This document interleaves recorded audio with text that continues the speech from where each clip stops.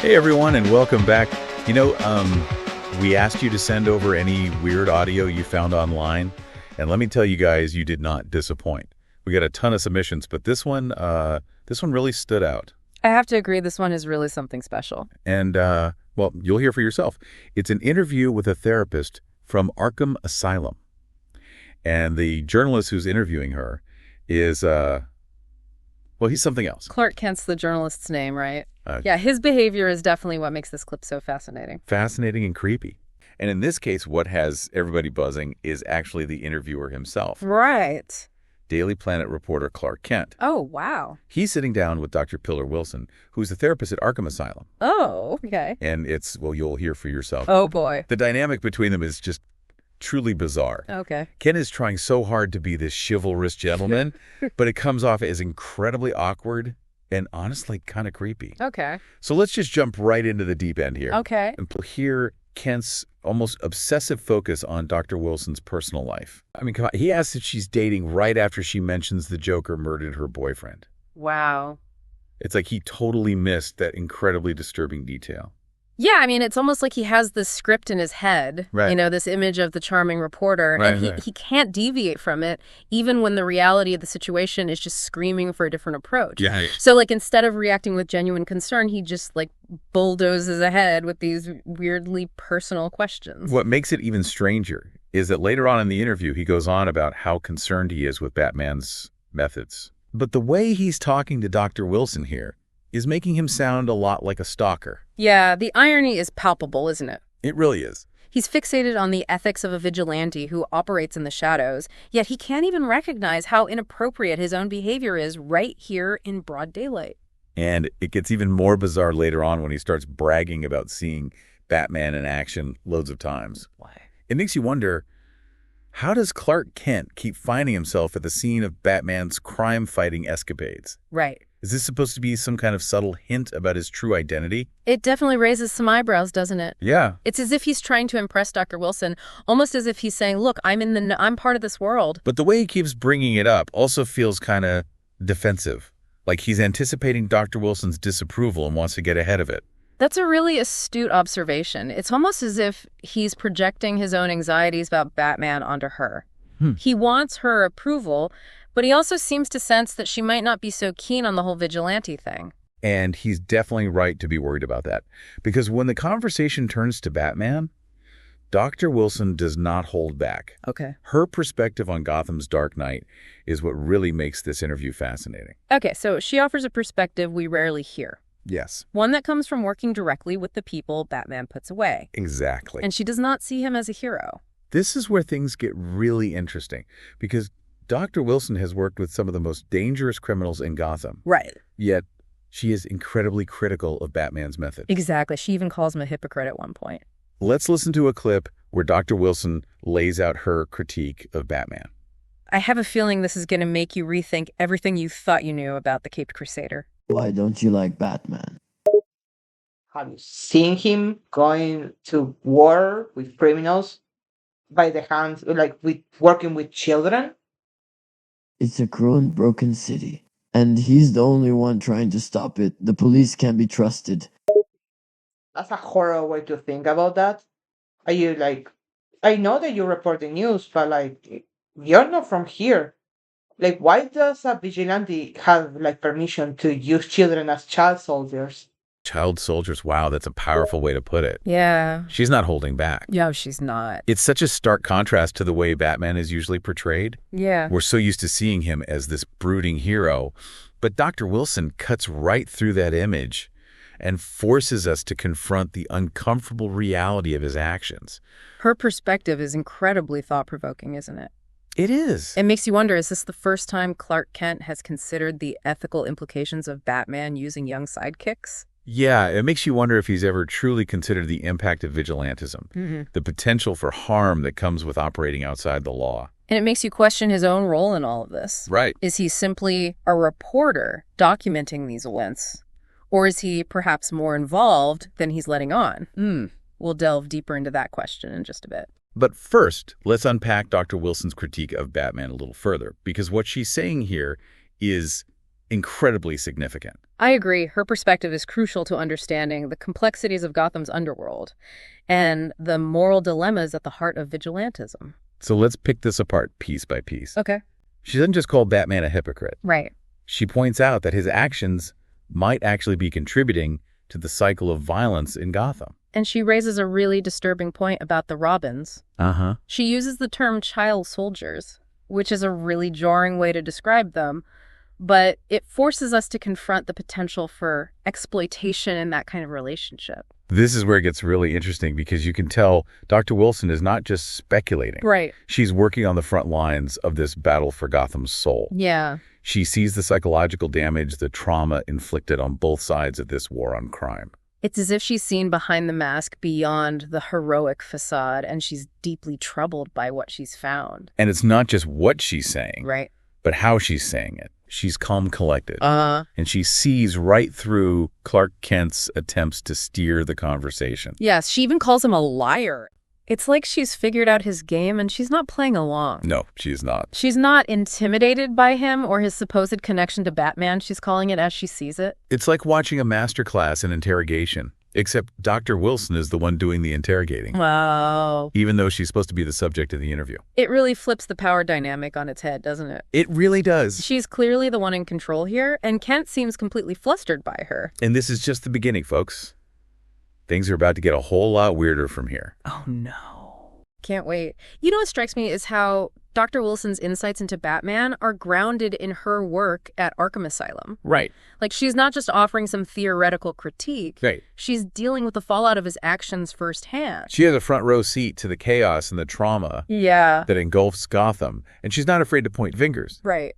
It's easy for us to romanticize Batman, Uh-huh. but Dr. Wilson sees the consequences, the human cost of this never-ending war on crime. Exactly. She actually goes so far as to call Batman her least favorite person ever, Wow. which is quite a statement coming from someone who works with the likes of the Joker. I can't even imagine what it must be like to treat patients like that. Right. It's a testament to her dedication Yeah. that she can remain so level-headed even when confronted with the darkest corners of Gotham's psyche. It's clear she sees Batman's use of the Robins as inherently wrong, even exploitative. It makes you think, doesn't it? Yeah. We often celebrate Batman's determination to fight for justice. Right. But are we overlooking the potential harm he might be inflicting on these young sidekicks? This is where the whole conversation takes a truly bizarre turn. Okay. Because Clark Kent, instead of acknowledging this valid ethical dilemma, completely dismisses Dr. Wilson's concerns. What? It's like he can't even fathom that Batman might be anything less than a perfect hero. He actually insists that Batman doesn't kill and claims to have witnessed this firsthand. Which, if we're being honest, just makes his whole concerned citizen act even more suspicious. Who is Clark Kent to be vouching for Batman's methods? Right. He claims to have seen Batman in action loads of times. Yeah. But then also says he doesn't know much about his personal life. Right. The inconsistencies are glaring. It's like he's trying to have it both ways. Yeah. He wants to appear knowledgeable about Batman, but also maintain this facade of journalistic objectivity. To me, it feels like he's trying too hard to convince Dr. Wilson, Right. and maybe even himself, Yes. that Batman is on the side of the angels. But his arguments lack any real depth or conviction. It's all surface-level hero worship. And it's interesting how Dr. Wilson reacts to this. She doesn't buy it for a second. Right. She sees right through his facade. She flat out calls him a liar. It's a stunning moment. It is. It completely upends the interviewer-subject dynamic. Yeah. It almost feels like a power shift. Dr. Wilson, despite being the one being interviewed, takes control of the conversation and exposes Kent's inconsistencies. You'd think at this point Kent would back off. Right. Maybe even acknowledge that his obsession with Batman is clouding his judgment. Yeah. But what does he do? I know. He doubles down. He starts making these strange promises to keep Dr. Wilson safe. It's as if he's suddenly trying to transition from awkward interviewer to her personal protector. And the way he phrases it is incredibly creepy. Yeah. He talks about traveling to see her, to check up on her and protect her. Yeah. It's giving major stalker vibes. It's as if he can't separate his journalistic persona from whatever else is going on in his life. It's all getting jumbled together. Let's hear a snippet of this because his words are truly unsettling. Oh, that you know the guy. Am I gonna go missing? I've seen him fight a lot, yes, not every single fight. I don't know his secrets. I don't know who he is, and I promise you'll be safe. If anything happens to you, I'll personally make sure you're safe. Please believe me, I'm only looking out for you. I would never let any harm come to you. Mr. Clark Jonathan Kent, how can you promise me that nobody's gonna hurt me? You say yourself Gotham is super corrupt, cops do nothing, blah blah blah, and yet you claim again. You are not involved with the Justice League, but you can guarantee me nobody will hurt me. Because I'll watch your back. I don't want to see Gotham's corruption hurt you or anyone else. I've seen firsthand the harm that it can cause, and I don't say this to brag, but I've stopped some major villains in my time, from people like Lex Luthor and Doomsday to others who aren't as well known. And I'd personally ensure that I stop whoever tries to get to you and hurt you. I promise you're safe. How can you say that with a straight face? Either you're a Justice League member or you're just some random reporter. This is really creepy. It's such a condescending and patronizing thing to say, especially to someone like Dr. Wilson, who has dedicated her life to helping those in need. And it reveals a fascinating aspect of Ken's character. Right. Or at least the character he's presenting here. Uh-huh. He seems to see himself as this righteous figure. Right. Someone who has the power and the moral authority to decide who deserves protection. It's a dangerous mindset, isn't it? It is. This belief that he's somehow above the law, that he gets to decide who the good guys and bad guys are. It makes you wonder, is this the kind of thinking that leaves someone to become a vigilante like Batman? Right? Is Kent on that same path, just a few steps behind? That's a chilling thought, isn't it? It is. But before we spiral down that rabbit hole, there's one final twist in this interview that we need to address. You're talking about the part where Dr. Wilson claims to be immortal, right? Exactly. It's a moment of pure absurdity. Yeah. But it also speaks volumes about how desperate she is to get rid of Kent. Let's play that final clip and then try to make sense of this whole bizarre situation. I'm gonna tell you one thing. I'm immortal. There. I cannot die. Will you leave me alone? Will you not do weird stuff like traveling in cities to check, quote unquote, check on me? Like, you know that a normal person doesn't have that amount of money to be traveling daily to just check on a random therapist they're interviewing. Immortal? What do you mean? And I know it might be weird, but I have the money and time too. And I'd be happy to spend it on you. So what do we make of this? Is Dr. Wilson actually immortal, or is this just a desperate attempt to get Kent off her back? I think it's safe to assume she's not being literal here. She's clearly trying to find any way to end this increasingly uncomfortable encounter. It's almost as if she's speaking in code, Yeah. trying to communicate something to Kent without explicitly saying it. Perhaps she's trying to appeal to his sense of logic to show him how absurd his behavior has become. Right. But he seems completely oblivious to the subtext. It's like they're speaking two different languages. Yeah. And that's what makes this whole interview so fascinating. Yeah. It's a train wreck of miscommunication, awkwardness, and deeply unsettling undertones. But what does it all mean? So we spent a lot of time on this interview with Clark Kent and Dr. Pillar Wilson. We have. And honestly, the more we dig into it, the more questions it raises. Yeah, it's like peeling back the layers of an onion only to find more onion underneath. Right. And this final layer where Dr. Wilson claims immortality to escape Kent's unwanted attention, I think it reveals a lot about the power dynamics at play. Yeah.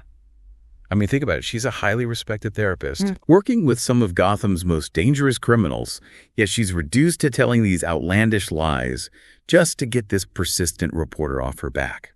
It speaks to a certain level of desperation on her part, wouldn't you say? I think so. It's like she's tried every other tactic to shut down this conversation. Right. To point out how inappropriate and intrusive he's being. Right. But nothing seems to work. And it makes you wonder, why is Clark Kent so fixated on Dr. Wilson? Yeah. Why is he so determined to insert himself into her life, offering unsolicited protection and showering her with these strange compliments? It's hard to say for sure. Right. Perhaps he's genuinely concerned for her safety, given her line of work. Or maybe, as we've discussed, he's struggling with his own internal demons. But there's also a darker possibility, isn't there? Uh-huh. What if this fixation on Dr. Wilson is a symptom of something more troubling? Right. What if his judgment is clouded not just by his admiration for Batman, but by something more personal, more obsessive. That's a chilling thought, but it's one we can't entirely dismiss. Right. His behavior throughout this interview has been erratic, inconsistent, and at times, frankly, disturbing. Yes. He swings between these awkward attempts at chivalry Right. and these strange pronouncements about his own abilities as if he's trying to impress Dr. Wilson with his proximity to power. And let's not forget, he never explicitly denies being Superman. Right.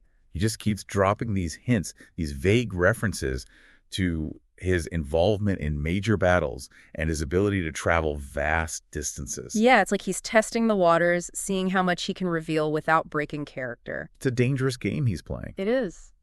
But did it work? Did Kent finally get the message? Well, let's just say he doesn't give up easily. Oh, God. This guy is persistent. Right. Even after she makes it clear that she's uncomfortable, he keeps trying to justify his behavior. Ugh. It's like he can't take a hint. Or maybe he just doesn't want to. Yeah, there's this real sense that he's not listening to her at all. He's so caught up in his own little world, you know? Like he's the knight in shining armor, and she's the damsel in distress. Exactly. It's all very patriarchal and frankly pretty insulting. Like she's this helpless little thing who needs him to protect her. And he even offers to travel to see her, to check up on her, even though she lives outside the city. Wait, hold on. Is he seriously suggesting that he's going to go to her house? Yeah, it's super creepy. Like he's trying to insert himself into her life, even though she's made it clear she doesn't want him there. Okay, this is officially crossing the line from weird to stalkerish. Right. It's like he's completely lost touch with reality. And how does Dr. Wilson react to all of this? Well, she tries to end the interview again, but he just keeps talking over her. God, he's relentless. It's really frustrating to listen to because you can hear the fear in her voice. Yeah, she's clearly scared, and he just doesn't care. It's like he's getting off on her fear, you know, like he's enjoying the power he has over her. That is so messed up. It is, and it's a reminder that stalker behavior can escalate very quickly. So what happens in the end? Does she manage to get away from him? Well, the audio cuts off before we find out what happens next. Oh, come on. That's so frustrating. I know, right? It leaves us hanging with all these unanswered questions. So what do we make of all of this? Is Clark Kent just a socially awkward guy who doesn't know how to behave around women? Or is he something much more sinister? I don't know about you, but I'm getting some serious red flags from this guy. Me too. I think it's safe to say that Clark Kent is not who he seems to be. It's a reminder that even the most seemingly harmless people can have dark secrets. And that we should always trust our instincts when it comes to personal safety. Well, folks, that's it for this week's We hope you found this episode as disturbing and fascinating as we did. Don't forget to share your thoughts and theories with us on social media. Until next time, stay safe out there.